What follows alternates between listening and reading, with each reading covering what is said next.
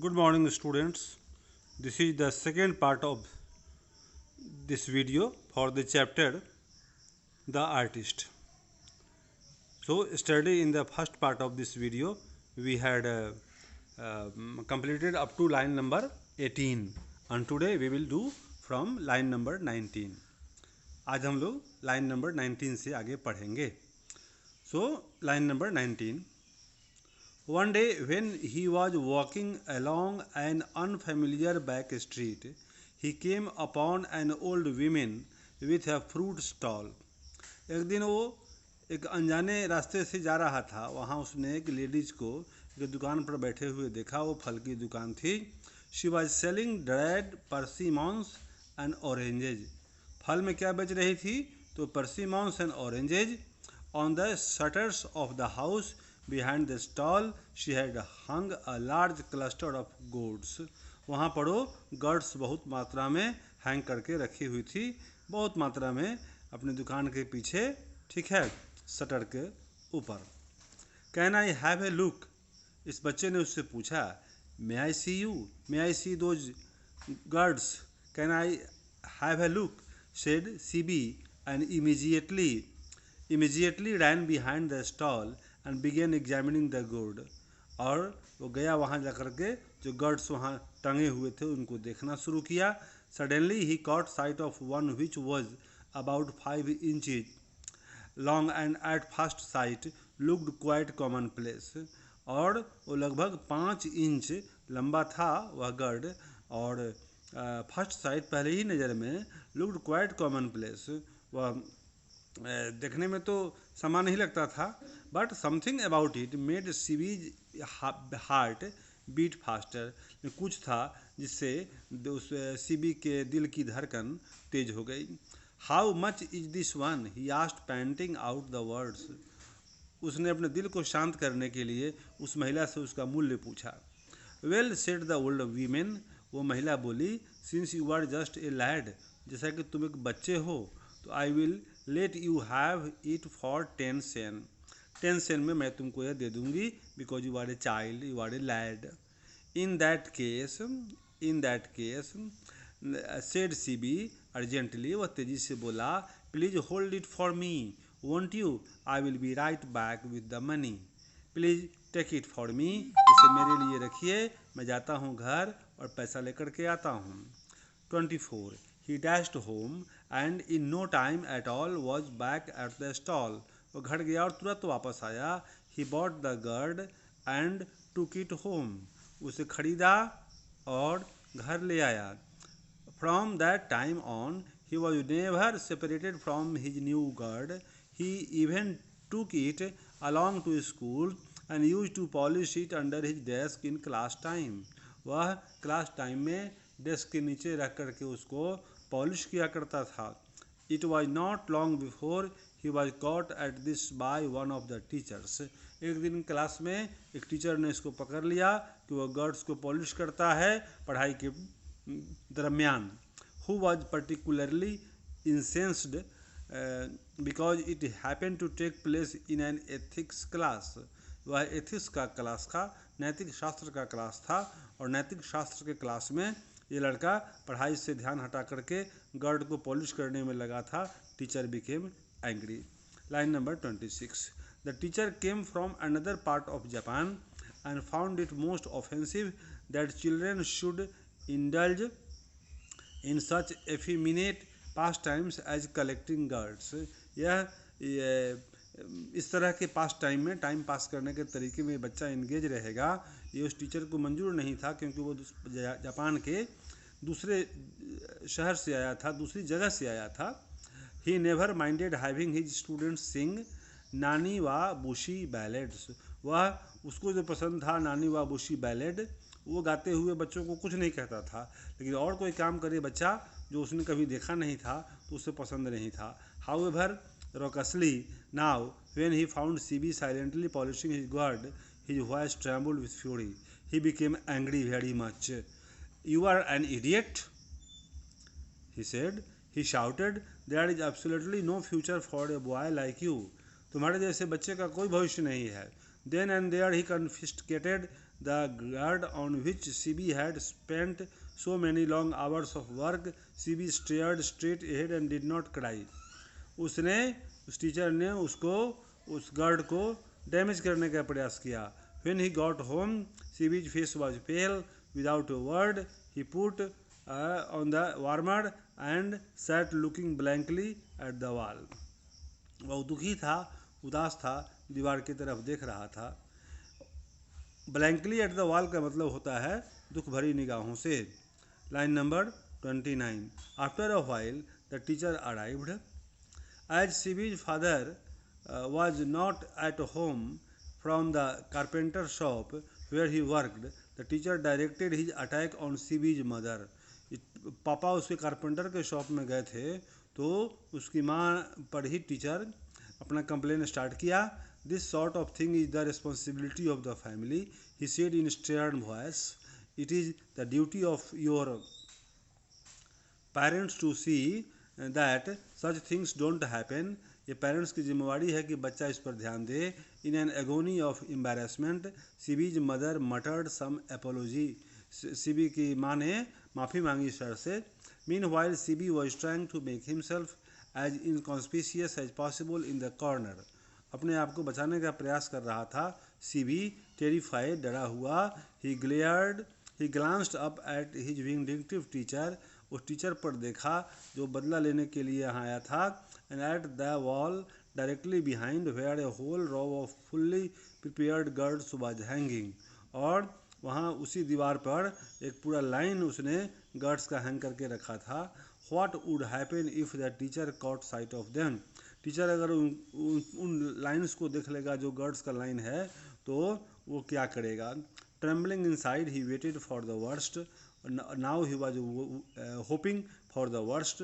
अब वह सबसे बुरे अंजाम का इंतजार कर रहा था. But at length the man exhausted his rhetoric and stamped angrily out of the house. CB heaved a sigh of relief. लेकिन वह चिल्लाता हुआ वह टीचर घर से बाहर निकल गया. सीबी ने राहत की सांस ली. सीबीज मदर वॉज सॉबिंग सॉफ्टली. उसकी माँ सॉब कर रही थी, सुबक रही थी, रो रही थी. इन ए क्वेरलस व्हाइन, कंप्लेन के मुद्रा में. She began to scold him. उसने उसको डांटना शुरू किया. And in the midst of this Seibei's father return from his shop. और उसी बीच उसके पापा दुकान से आ गए. As soon as he heard what had happened he grabbed his son by the collar and gave him a sound beating. You are no good, he bawled at him. पापा गुस्सा हो गए, उसको पीटे, बोले कि तुमसे कुछ नहीं होगा. You will never get anywhere in the world the way you are carrying on. I have a good mind to throw you out into the street where you belong. The guards on the wall caught his attention. Without a word, he fetched his hammer and systematically smashed them to pieces one after the other. CB turned pale but said nothing. पापा इतने गुस्सा हो गए, उसको डांटे और हथौड़ा लेकर के पूरे जो लाइन लगा के रखा था गार्ड्स को, सबको हथौड़ा से तोड़ दिया, स्मैश कर दिया, डैमेज कर दिया. सीबी कुछ नहीं बोला, दुख से भर गया. The next day the teacher gave Seibei's confiscated gourd to an old porter who worked in the school. एक दूसरे सफाई कर्मी को, पोर्टर को, चपरासी को सीबी के टीचर ने दे दिया वह कन्फिस्केटेड गार्ड जो सीबी का था. Here take this, he said as if handing over some unclean object. जैसा कोई गंदा चीज़ दे रहा हो. The porter took the gourd home with him and hung it on the wall of his small sooty room. उसने अपने छोटे से गंदे रूम में उसको हैंग कर दिया. About 2 months later, the porter, finding himself even more hard pressed for money than usual, decided to take the guard to a local curio shop to see if he could get a few coppers for it. वह उसको लेकर के गया दुकान पर इस उम्मीद में कुछ पैसा तो मिल जाएगा. The curio dealer examined the guard carefully. उस डीलर ने उसको एग्जामिन किया. Then assuming an uninterested tone, handed it back to the porter. Say, I might give you 5 yen for it. मैं तुमको इसके लिए 5 yen दे सकता हूँ. The porter was astounded, but being quite an astute old man, अनुभवी आदमी था, उसको यह पैसा भी ज़्यादा ही मालूम पड़ा, लेकिन उसने भाव को छुपाया। रिप्लाइड कूली, ठंडे भाव से जवाब दिया, I certainly would not part with it for that, इतना कम में तो नहीं बेचेंगे। मन ही मन खुश था कि बहुत मिल रहा है, लेकिन फिर कुछ और मांगने की उम्मीद से वो बोला कि कम है। The dealer immediately raised his offer to 10 yen, 10 yen देने को राजी हुआ। But the porter was still adamant, लेकिन पोर्टर अभी भी राजी नहीं था। In the end the curio dealer had to pay 50 yen for the गर्ड, 50 येन वो देने को तैयार हो गया। The porter left the shop delighted at his luck. It wasn't often that teachers gave one a free gift equivalent to a year's wages. एक साल की मजदूरी के बराबर एक पैसा मिल गया था, जिसको टीचर ने उसे मुफ्त में दिया था, फालतू सामान समझ करके। He was so clever as not to mention the matter to anyone. वह इतना होशियार था कि बात किसी को बताया नहीं। And neither CB nor the teacher ever heard what had happened to the girl. गर्ड को क्या हुआ, टीचर या सीबी किसी ने कुछ नहीं सुना। Yes the porter was clever, porter clever तो था, but he was not clever enough, लेकिन उतना क्लेवर भी नहीं था। Little did he imagine that this same gourd would be passed on by the curio dealer to a wealthy collector in the district for 600 yen, जिसको उसने 50 में येन में खरीदा बेचा था, उसको उस डीलर ने 600 येन में बेच दिया। Seibei is now engrossed in his pictures, आजकल सीबी तस्वीरें बनाता है, पेंटिंग करता है। He no longer feels any bitterness either towards the teacher और towards his father who smashed all the precious gourds to pieces. ना तो टीचर के प्रति ना ही पापा के प्रति उसके मन में कोई बुरा भाव है, जिन्होंने उसके गर्ड्स को बर्बाद कर दिया। At gradually his father has begun to scold him for painting pictures, आजकल पापा उसको पिक्चर पेंट करने के लिए डांटते रहते हैं अक्सर।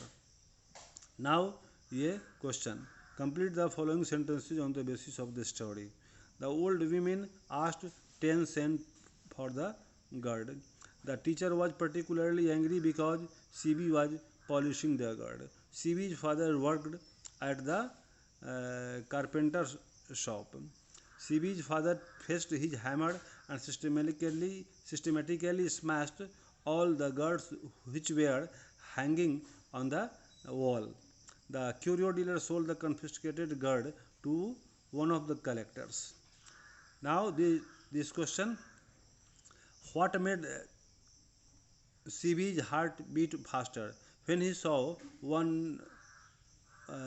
gird at the stall of that lady, something extraordinary shape was in that gird, so his heart started beating faster, which is called effeminate pastime on the story.